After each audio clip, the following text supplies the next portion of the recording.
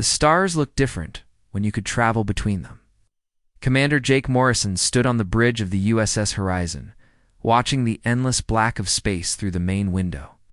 3 months ago, humanity had achieved something that seemed impossible just years before. It had broken the speed of light. The USS Horizon was not a warship. It was built for exploration, carrying a crew of 200 scientists, engineers, and support staff. Their mission was simple: find new worlds, make contact with alien life if it existed, and report back to Earth. So far, they had found empty planets and silent space.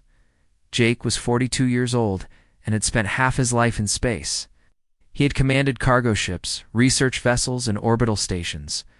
When Earth's government chose him to lead humanity's first faster-than-light mission, he felt the weight of history on his shoulders. Every decision he made would shape how humans explored the galaxy. "Commander, we're picking up something unusual," said Lieutenant Amy Turner from her station. She was young, maybe 25, with sharp eyes and quick fingers that danced across her control panel. "It's a signal, but not from any human source." Jake walked over to her station. The bridge was quiet except for the soft hum of the ships. "Systems. What kind of signal?" "It's repeating every 30 seconds. The computer is trying to decode it now."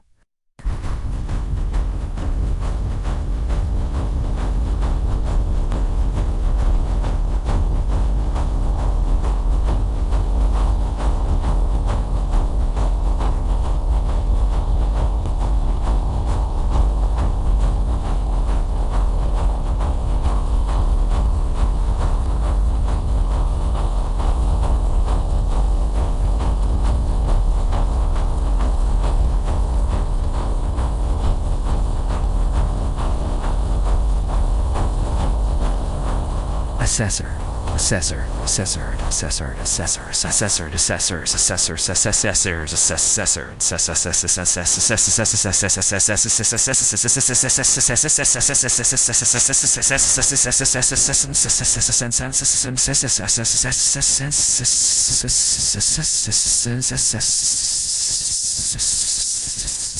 "Sir, I think this might be what we came out here to find."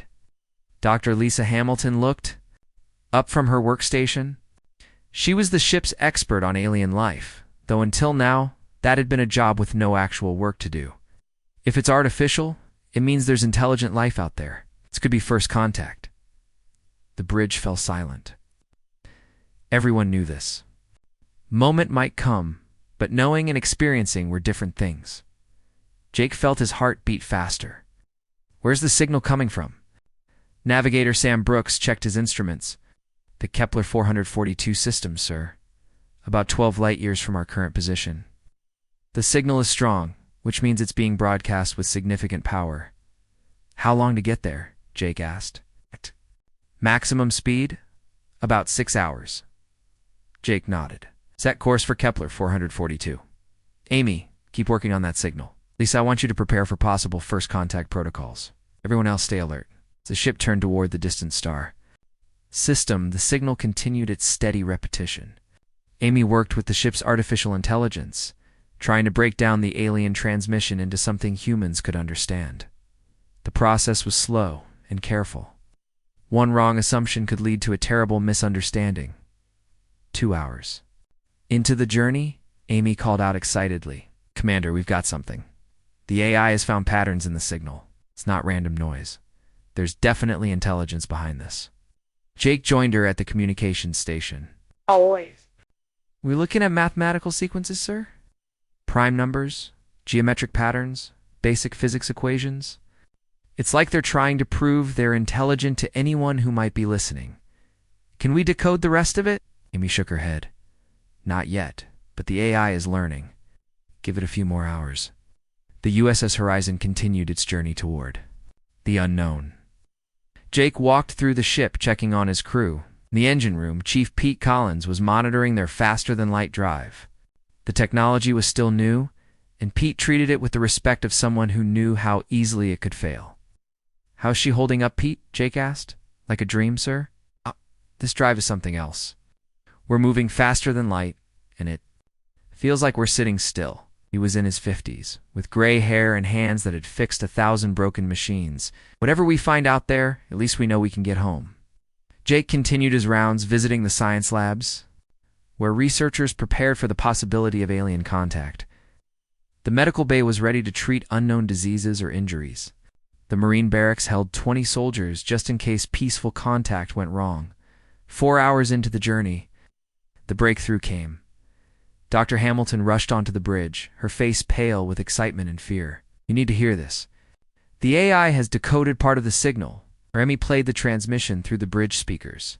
The alien voice was unlike anything they had ever heard. It was soft, musical, with sounds that seemed to flow like water.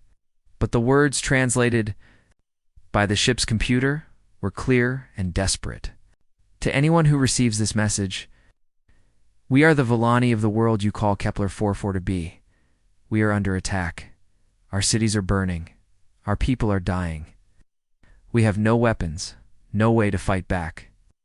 We are a peaceful people who have never known war. Please, if anyone can hear this, help us. We do not ask for soldiers or weapons. We ask only for sanctuary, for someone to take our children to safety before it is too late. The bridge was silent for a long moment. Jake felt something cold settle in his stomach. This was not the first contact anyone had imagined. This was a cry for help from a dying world. How long ago was this sent? Jake asked. Sam checked his instruments. The signal has been broadcasting for about 8 hours, sir. Whatever's happening. There, it's happening now. Can we respond? Not yet, Amy said. We'd need to get closer to establish two-way communication. Jake made a decision that would change everything. All hands, this is the commander. We have received a distress signal from an alien civilization. They are under attack and asking for help. I know our mission is exploration, not military action. I know Earth's government has strict rules about first contact, but I also know that when someone cries for help, we answer. He paused, looking at his crew. Every face showed the same mixture of fear and determination. In 4 hours, we'll reach the Kepler-442 system. We don't know what we'll find there. We don't know if we can help, but we're going to try. Anyone who has objections can speak now. The bridge remained silent. Then Pete Collins' voice came over the ship's communication system from the engine room.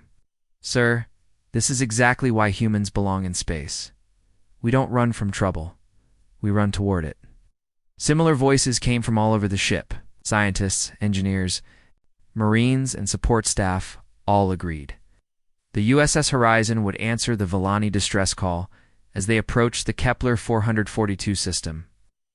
More details of the alien message became clear. Villani described their attackers as the Korthok Empire, a name that meant nothing to humans but filled the alien voices with terror. The Korthok had conquered many worlds, always choosing targets that could not fight back. They're herbivores, Lisa said, reading the biological data from the signal. Plantators. Their world has no large predators, no natural disasters, no diseases. They've never had to fight for survival. And now they're facing an empire that specializes in conquering peaceful worlds? Jake said grimly. The USS Horizon dropped out of faster-than-light travel at the edge of the Kepler-442 system.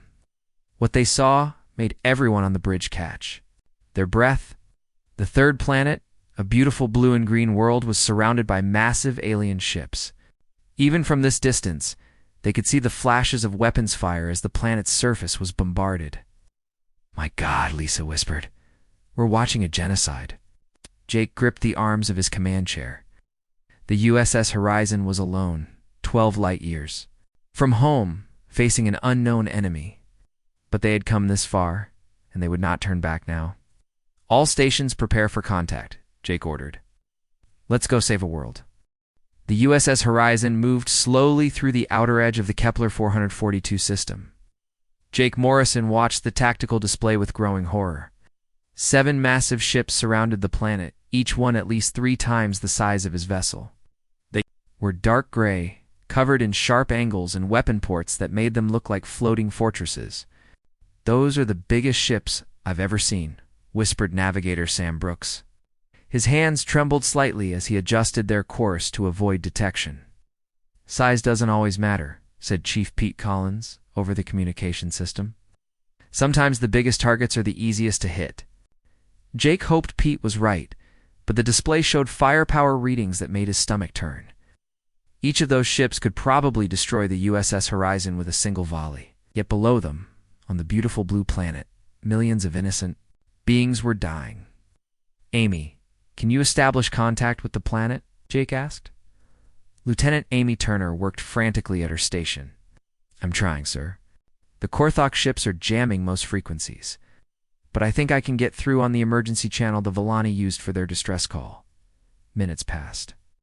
Jake watched the orbital bombardment continue, each flash of light representing destroyed cities and lost lives. Finally, Amy looked up with tears in her eyes. "I have them, sir. The signal is weak, but it's there. Put it through." The voice that came through the speakers was barely a whisper. It was the same musical, flowing language they had heard in the distress call, but now it was broken by fear and exhaustion. Ship's computer translated in real time. "This is Elder Zephi of the Villani Council, Who are you?" We did not expect anyone to answer our call. Jake took a deep breath. This was first contact between humans and alien life. The moment would be remembered forever, assuming any of them lived to tell the story. "Elder Zephi, this is Commander Jake Morrison of the human vessel USS Horizon. We received your distress signal and came to help." "What is your current situation?" There was a long pause. When the elder spoke again, his voice was filled with wonder and disbelief. "Humans, we have never heard of your species. You came all this way to help us, but we are strangers to you." "That doesn't matter," Jake said firmly. "You asked for help and we're here to give it. How many of your people are still alive?" "The Korthok have been bombing our cities for 3 days. We estimate ... We estimate that half our population is gone. We have no weapons, no defenses. We're hiding in underground shelters, but they are finding us. Our children." The elder's voice broke. Dr. Lisa Hamilton leaned forward. "Elder, we're going to try to stop this? Can you tell us anything about the Korthok ships? Any weaknesses?" "We know nothing of war," the elder replied. "We have never fought anyone. We do not even understand how beings can choose to hurt others. The Korthok came without warning, without demands. They simply began destroying everything." Jake felt anger burning in his chest. The Villani were completely helpless, and the Korthok were slaughtering them like animals. "Elder, we're going to contact the Korthok ships. Maybe we can negotiate something." "Be careful, Commander Morrison. The Korthok do not negotiate. They destroy everything that is not like them.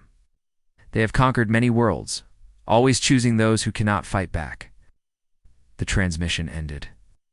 Jake stood up and walked to the main view screen. The planet below was beautiful, with vast green continents and blue oceans. It looked peaceful, like a world where violence had never existed. Now it was dying. "Amy, open a channel to the Korthok fleet." "Sir, are you sure? Once we contact them, they'll know we're here. We're here to help the Villani. Can't do that." By hiding, Jake straightened his uniform. "Open the channel." Response came quickly. The face that appeared on the screen was nightmarish. The Korthok had gray skin covered in scars, red eyes that burned with hatred, and teeth like knives. When he spoke, his voice was like grinding metal. "I am Warlord Grathtok of the Korthok Empire. You are in Imperial space without permission. Identify yourself before I destroy you." Jake felt his crew tense behind him. This was a predator, eh? Being that lived for violence and conquest. "I am Commander Jake Morrison of the human ship USS Horizon. We're here to discuss the situation on the planet below." Grathtok laughed, a sound like breaking glass. "Humans, another weak species come to watch the cleansing. You may observe from a distance, but do not interfere. We are removing the Villani infection from this world." "They're not an infection," Jake said, fighting to keep his voice steady. "They're innocent people. They've never hurt anyone." "Exactly why they must be destroyed?" Grathtok's red eyes seemed to burn brighter. "Weakness spreads like disease. The Korthok Empire cleanses the galaxy of such filth. They've conquered 400 worlds, always choosing those too weak to resist. And if we ask you to stop? The warlord studied Jake through the screen. You have one small ship. We have 7 dreadnoughts. Your species is clearly as weak as the Villani, sending only one vessel to face an Imperial fleet. You will watch and learn what happens to those who cannot defend themselves.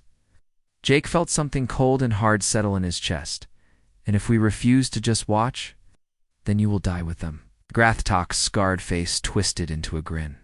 The Korthok have never been defeated. We choose our enemies carefully. We only attack those who cannot fight back. You are clearly another herbivore species, sending scientists instead of warriors. The transmission ended. Jake turned to face his crew. Every person on the bridge was staring at him, waiting for orders. He could see fear in their eyes, but also determination, said Chief Collins over the comm system that went about. As badly as possible, said Amy. I'm reading massive energy buildups on all 7 Korthok ships. They're powering up their weapons. Jake looked at the tactical display. The Korthok dreadnoughts were moving into attack formation. Their weapons charging for what would probably be a single, devastating volley. The USS Horizon was alone, outnumbered 7-1, facing an enemy that had never known defeat. Pete, how are our engines? Jake asked. Ready for anything, sir? This ship may be small, but she's fast. Amy, weapon status? All systems ready? Commander, we're not as big as they are, but our weapons are more advanced. Jake thought about the Villani hiding in their shelters, waiting to die. He thought about the children the Elder had mentioned, innocent beings who had never known violence. He thought about the Korthos' casual dismissal of human life, their assumption that humans were just another weak species.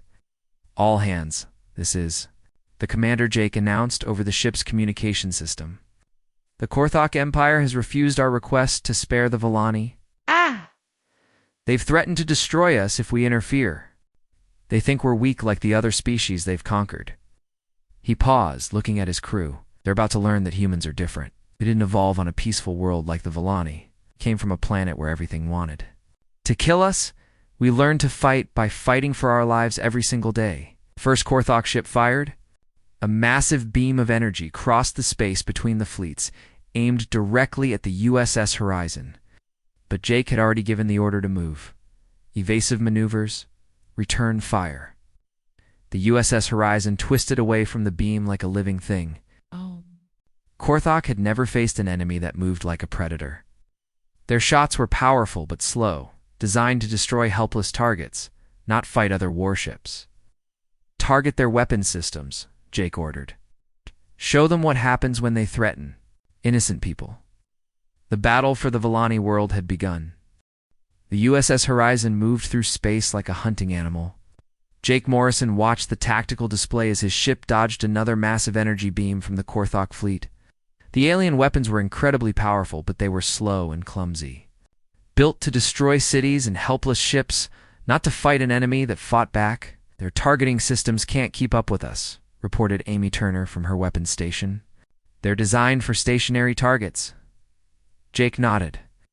The Korthok had spent centuries conquering peaceful worlds. They had never faced an enemy that moved like the USS Horizon. The human ship twisted and turned through space, using Earth-learned tactics that the aliens had never seen before. How's our power holding up? Jake asked. We're running hot but steady, came the reply from the engine room. These Korthok ships are big, but they're not efficient. They waste energy trying to look scary instead of being effective. Chief Pete Collins had been studying the enemy ships during the battle. What he found surprised him. Korthok dreadnoughts were built for intimidation, not combat. Their massive size and threatening appearance were meant to make enemies surrender without fighting. Commander Pete continued over the comm. Their engines are huge but slow. Their weapons are powerful, but take forever to recharge. These ships were designed to scare civilians, not fight a real battle. Jake smiled grimly. Then let's show them what a real battle looks like. Amy, target the lead ship's engine section. The USS Horizon's weapons were smaller than the Korthok guns, but they were faster and more accurate. While the alien ships tried to track the quick human vessel, Amy fired precise shots at weak points in their armor. She had been trained by Earth's military, where every shot had to count. The first Korthok ship shuddered as human weapons found their target. Its massive engine section exploded in a ball of fire, leaving the dreadnought drifting helplessly in space. The other Korthok ships tried to adjust their tactics, but they were too slow and too big to match the human ship's speed. Impossible, came Warlord Grathok's voice over the communication channel. No one fights like this. You move like predators, not prey. That's because we are predators, Jake replied. Humans didn't evolve on a peaceful world like the Villani. We came from a planet that tried to kill us every day. We learned to fight by fighting for our lives. The second Korthok ship fired a spread of missiles trying to box in the USS Horizon. Navigator Sam Brooks had predicted the move. The human ship slipped between the missiles like water, then turned to attack the ship that had fired them. Sir, I'm reading panic in their communications, reported Amy. They're not used to taking damage. Their crews don't know how to respond.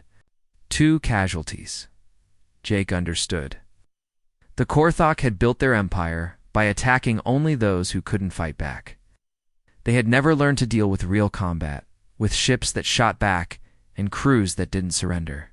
Their psychological advantage was based on fear, and fear only worked on those who had never faced it before.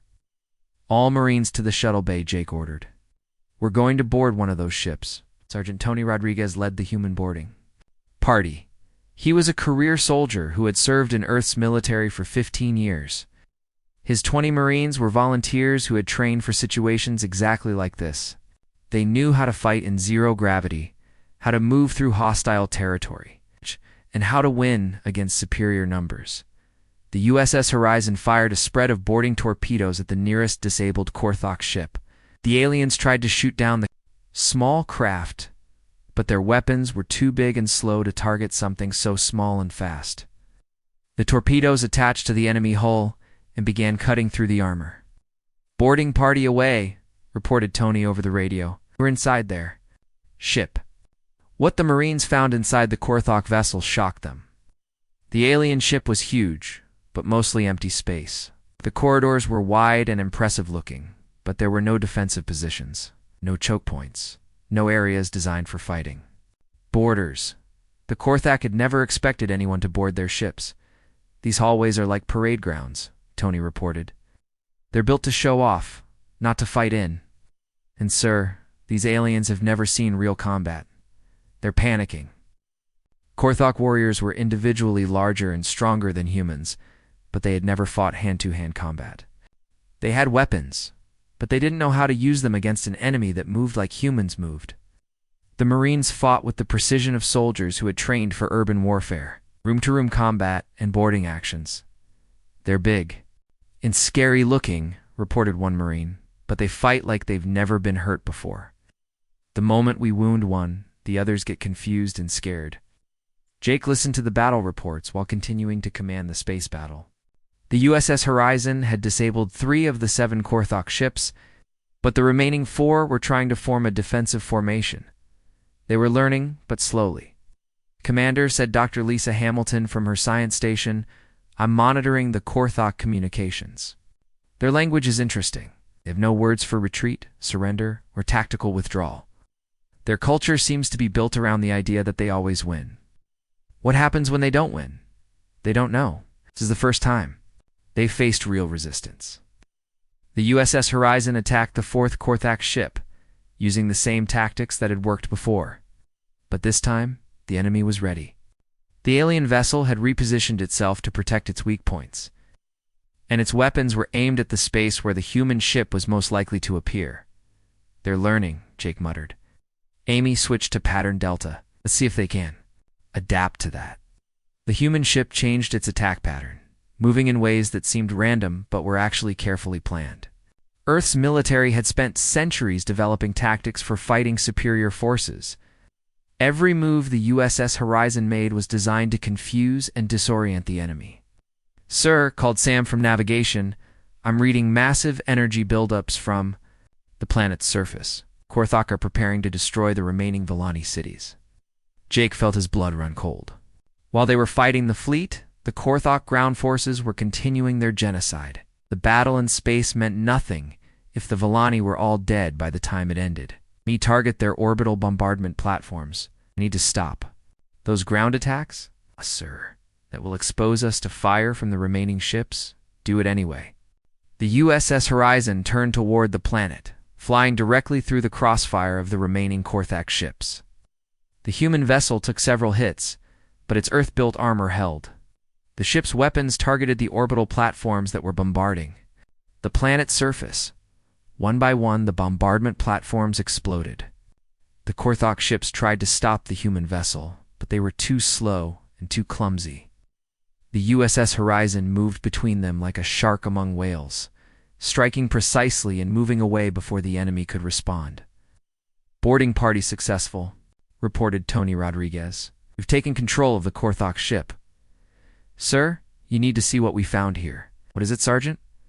"Their computer records, sir. The Korthak Empire has conquered over 400 worlds, but they've never faced a single species that fought back.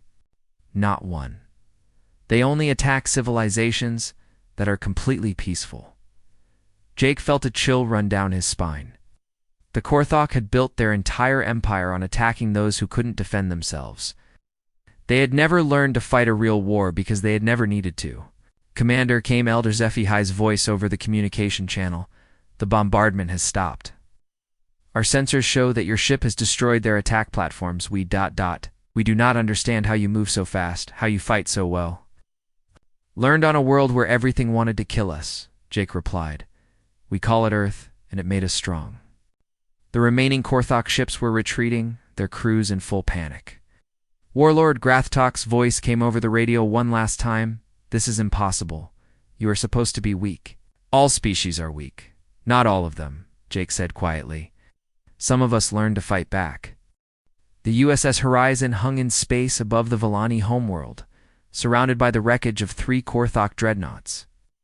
4 enemy ships remained, but they had pulled back to a defensive formation near the edge of the system. Their history, the Korthak Empire, was retreating. Commander Jake Morrison studied the tactical display.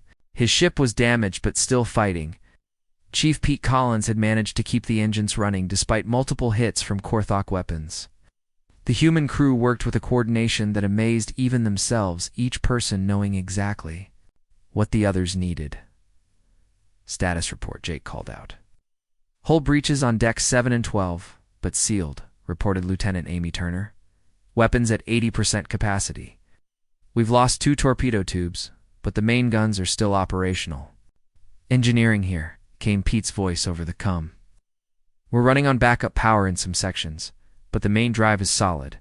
We can keep fighting." Navigator Sam Brooks looked up from his station. "Sir, the remaining Korthak ships are trying to call for reinforcements. They're sending messages on multiple frequencies." Jake felt a moment of concern. For Korthak ships were bad enough. If more arrived, the USS Horizon would be overwhelmed. "Can we jam their communications already?" "Working on it," said Pete. "I've been blocking their signals since the battle started. Help isn't coming." Down on the planet's surface, the Villani were emerging from their underground shelters. Elder Zephihai's voice came through the communication system, filled with wonder and disbelief. "Commander Morrison, our people are safe. The bombardment has stopped. We are monitoring your battle from our remaining orbital stations. We do not understand what we are seeing. How can one small ship defeat so many large ones?" Dr. Lisa Hamilton answered for Jake. "Elder, your people evolved on a peaceful world. You never had to fight for survival. Humans are different. Our planet was dangerous. We had to learn to fight or die." "But you fight with such precision," the Elder replied. "Your ship moves like it is alive. Your weapons strike exactly where they will cause the most damage. This is not random violence. This is art." Jake almost smiled. The Villani saw human warfare as art because they had never seen violence of any kind.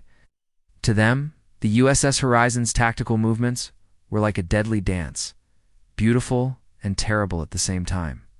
"Sir," called Amy, "I'm intercepting Korthak. Communications. They're arguing among themselves. Some want to retreat completely. Others want to call in their entire fleet." "What's Warlord Grathok saying? He's shouting at his ship commanders?" Apparently this is the first time any Korthok force has taken casualties. Their crews don't know how to respond. Jake understood. The Korthok had built their empire on fear and intimidation. They had never faced an enemy that fought back effectively. Now their psychological advantage was gone. They didn't know what to do. The largest remaining Korthok ship began moving toward the USS Horizon.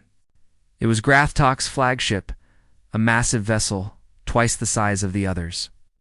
Its weapons were charging, and Jake could see that the warlord was preparing for a final, desperate attack. "He's going to try to ram us," said Sam, reading the enemy. "Ship's course. That ship is big enough to destroy us even if we blow it up first." "Not if we're not here when he arrives," Jake replied. "Sam, plot a course that takes us around the planet. Use the gravity well to slingshot us back at them." The USS Horizon dove toward the planet, using its speed and maneuverability to stay ahead of the massive Korthok flagship. The alien ship followed, its weapons firing continuously, but unable to hit the quick human vessel as they flew over the planet's surface. Jake could see the damage the Korthok had done. Cities were burning, forests were destroyed, and the beautiful blue oceans were clouded with smoke. But he could also see something else. Villani civilians standing in the open, watching the human ship fly overhead. "They're not hiding anymore," observed Lisa. "They're watching us fight for them."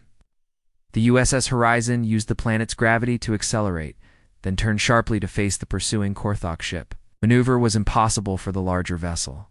To duplicate. Grathok's flagship tried to turn, but it was too big and too slow. "Target their bridge," Jake ordered. Amy fired every weapon the USS Horizon had. The concentrated firepower struck the Korthok flagship's command section, punching through its heavy armor. The massive ship shuddered and began to drift, its bridge destroyed and its warlord dead. The three remaining Korthok ships immediately stopped attacking. Without their warlord's orders, the alien crews didn't know what to do. Jake opened a communication channel to them. "This is Commander Morrison of the USS Horizon. Your warlord is dead. Your flagship is destroyed. You have two choices: surrender or join him." The reply came from one of the ship commanders, his voice shaking with fear. We do not understand. You are only one ship. Empire. We have conquered 400 worlds." "You conquered 400 worlds full of people who couldn't fight back," Jake corrected. "Today you met people who can. What's your choice?" There was a long pause. Finally, the Korthok commander spoke again. "We choose to leave. We will not return to this system." "That's not good enough," Jake said firmly. "The Villani are under human protection now. If any Korthok ship comes near this system again, we'll destroy it. Pass that message to your empire." The three remaining ships began to retreat. But as they moved away from the planet, one of them suddenly turned and fired a final shot at the USS Horizon. The surprise attack caught the human ship off guard, and the energy beam struck their port side. "Hull breach on deck 5, called Matisse. "Pete, over the come. We're losing atmosphere." Jake felt anger burn in his chest. The Korthok had pretended to surrender, then attacked when his guard was down. That was the kind of treachery that got people killed. "Amy, destroy that ship." "Sir, they're retreating. If we attack now, the other two might come back to help them." "Oh, yeah. They fired on us while pretending to surrender." "That's not acceptable." The USS Horizon pursued the fleeing Korthok vessel. The alien ship tried to escape, but human weapons were faster and more accurate. The enemy ship exploded in a ball of fire. Its debris scattered across space. The two remaining Korthok ships accelerated away from the system as fast as their engines could carry them. They had no desire to face the humans again. "Sir," reported. "Amy, I'm detecting multiple ships approaching the system. They're not Korthok designs." Jake tensed. More enemies were the last thing they needed.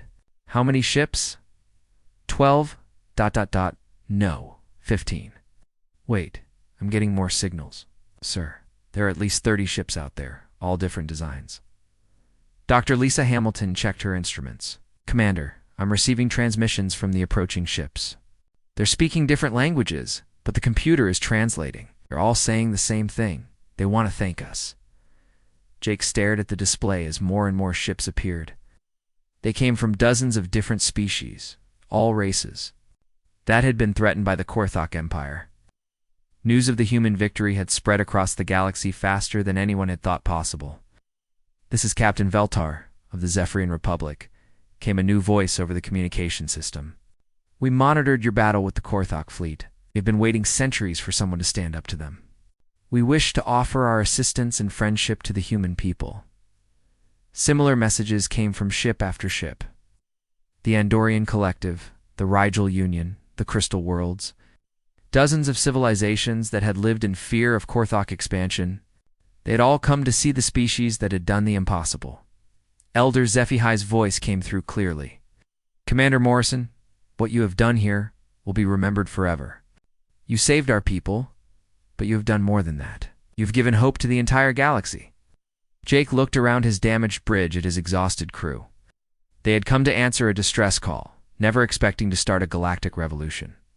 But that's exactly what they had done. The communication channels of the USS Horizon were flooded with messages. Every few minutes, another alien ship arrived at the edge of the Kepler 442 system. They came from across the galaxy, representing dozens of species that had lived in fear of the Korthok Empire for centuries. Commander Jake Morrison sat in his damaged command chair, trying to process what was happening. His ship had answered a simple distress call, and now they were at the center of what looked like the biggest diplomatic event in galactic history. "Sir, I'm reading 47 different ships now," reported Navigator Sam Brooks. "More are arriving every hour. I've never seen anything like this." Dr. Lisa Hamilton was working frantically at her science station, trying to catalog all the different species that were making contact. "Commander, we have representatives from the Rigel Union, the Andorian Collective, the Crystal Worlds, the Centauri Republic, and at least 20 other civilizations I've never heard of." "What do they all want?" Jake asked. "The same thing," said Lieutenant Amy Turner, monitoring the communications. "They want to meet the species that defeated the Korthok Empire. They want to establish diplomatic relations with Earth." Jake felt overwhelmed. The USS Horizon was an exploration vessel, not a diplomatic ship. He was a starship commander, not an ambassador. But circumstances had thrust him into a role that would shape humanity's future in the galaxy. Elder Zephihai contacted them from the planet's surface. His voice was stronger now, filled with hope instead of despair. "Commander Morrison, our people owe you a debt that can never be repaid. We have been in contact with the other species in the system. They all wish to speak with you. Elder, I'm not sure we're the right people for this. We're explorers, not diplomats." "But you are the people who answered our call when no one else would," the Elder replied. "You risked your lives to save strangers. That tells us everything we need to know about your species." Chief Pete Collins called from the engine room. "Commander, I've got our ship patched up enough for basic operations. But sir, we've got a bigger problem. I'm monitoring news broadcasts from across the galaxy. Word of our battle is spreading. Everywhere." "What kind of word?" "Everything, sir." The Villani recorded the entire battle and broadcast it on their emergency networks. Every species in the galaxy has seen a small human ship destroy an entire Korthok fleet. The reaction is ... Well, it's big. Jake activated the main view screen to show the space around them. Dozens of alien ships hung in formation, each one representing a different civilization. Some were sleek and elegant, others were massive and industrial. But they all had one thing in common. They were all waiting to talk to the humans. "Sir," said Amy, "I'm receiving a priority transmission from Earth. It's Admiral Helen Burke from Space Command." Jake nodded. He'd been expecting this call. Earth's government would want to know why their exploration ship had started a galactic incident. "Put her through." Admiral Burke's face appeared on the screen. She was a woman in her 60s with gray hair and sharp eyes that had seen decades of military service. But now those eyes showed something Jake had never seen before. Complete amazement. "Commander Morrison, what exactly have you done out there?" We answered a distress call, Admiral. Couldn't just watch a genocide happen. "I understand that, Jake. But according to our long-range sensors, you've got half the galaxy sitting in that system. With you, we're receiving diplomatic requests from civilizations we've never heard of. The Galactic Trade Consortium wants to establish an embassy on Earth. The Peacekeeping Alliance wants to offer us membership, something called the Defense Coalition. Wants to hire us as military advisors. Jake felt his head spinning. Admiral, we just wanted to help the Villani, and you did. But you also proved that humans can fight and win against the galaxy's biggest bullies. That changes everything. Admiral Burke paused, looking at something off-screen. Jake, I'm promoting you to captain and making you Earth's first galactic ambassador. You started this situation, so you get to help us figure out what to do about it. The transmission ended, leaving Jake staring at the blank screen. He was now Captain Morrison, Earth's ambassador to the galaxy. It was not a job he had ever wanted, but it was apparently the job he had earned. Congratulations, Captain, said Dr. Hamilton with a smile. So what do we do now? Jake looked around his bridge at the crew that had followed him into an impossible battle, were tired, wounded, and far from home. But they had won something more important than a single fight. They had won respect. We do what we came out here to do, Jake said finally. We make contact with alien civilizations. Just didn't expect to meet so many of them at once. Over the next several hours, Jake spoke with representatives from dozens of species. Each conversation followed the same pattern. The aliens would express amazement that humans had defeated the Korthok, then ask what Earth wanted in return for their protection. Captain Veltar of the Zephyrian Republic was typical. Captain Morrison, the Korthok have threatened our worlds for 2 centuries. We have seen them destroy species after species, always choosing those who could not fight back. When we heard that someone had defeated them, we did not believe it. Was possible? Didn't set out to fight them, Jake explained. We just couldn't ignore the Villani's call for help. It is exactly why we wish to ally with your species, Veltar replied. You fought not for conquest or territory, but to protect innocent people. The galaxy has never seen such behavior from a powerful species. Similar conversations happened with leader after leader.